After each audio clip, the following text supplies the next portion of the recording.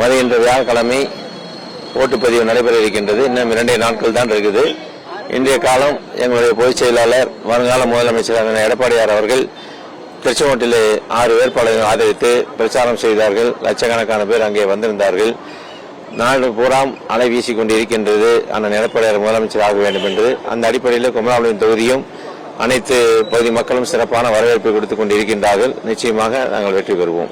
தொடர்ந்து நாமக்கல் மாவட்டத்தில் 6 தொகுதிக்குமே மக்கள் எதிர்மறையான அதிமுகவின் வரவேற்பு அளிச்சிருக்காங்க. மாவட்ட செயலாளர் நீங்க எப்படி பாருங்க?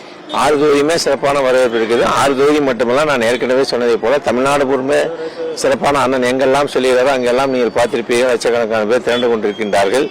ஆக இந்த திமுக ஆட்சிக்கு இது கடைசி தேர்தலாக இருக்கும் என்று நினைக்கின்றேன். தொடர்ந்து இன்னைக்கு கூட மசூதியில வாக்கு சேகரிச்சிருக்கீங்க. ஆனா திமுக என்ன சொல்றாங்கன்னா, அதிமுகவுக்கு விழுகிற ஓட்டு பாஜக விழுகும், சிறுபான்மையினருக்கு பாதிப்பு இருக்கும் அப்படிங்கிற மாதிரி சொல்லிக்கிறாங்க. அதிமுக காலத்துல எது மாதிரியான சிறுபான்மையினருக்கு எது மாதிரியான திட்டங்களை சொல்றாங்க? திமுக ஆட்சி காலத்தில் தான் சிறுபான்மையினருக்கு பாதுகாப்பு இல்லை.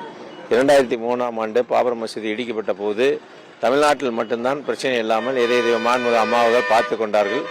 அதே அடிப்படையில் தான் அண்ணன் எடப்பாடியார் அவர்களும் இப்பொழுது சிறுபான்மை மக்களுக்கு பாதுகாப்பாக இருக்கிறார். எந்த காலத்திலும் பாதுகாப்பாக இருப்போம்.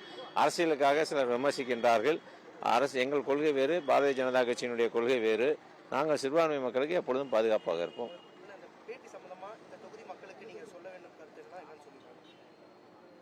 இந்த 5 ஆண்டு காலமாக திமுக அரசு நாங்கள் கொண்டு வந்த கூட்டுக்குடிநீர் திட்டத்தை சிறப்பாக செயல்படுத்தாமல் இருக்கின்றார்கள். செல்கின்ற பகுதியெல்லாம் அந்த ஆட்டு தண்ணீர் வரவில்லை என்று சொல்லிக் கொண்டு இருக்கின்றார்கள். சரியாக வருவதில்லை என்று. நீங்களாக இருக்கும்போது வந்தாது, இப்போ சரியாக வரவில்லை என்று சொல்லிக் கொண்டு இருக்கின்றார்கள்.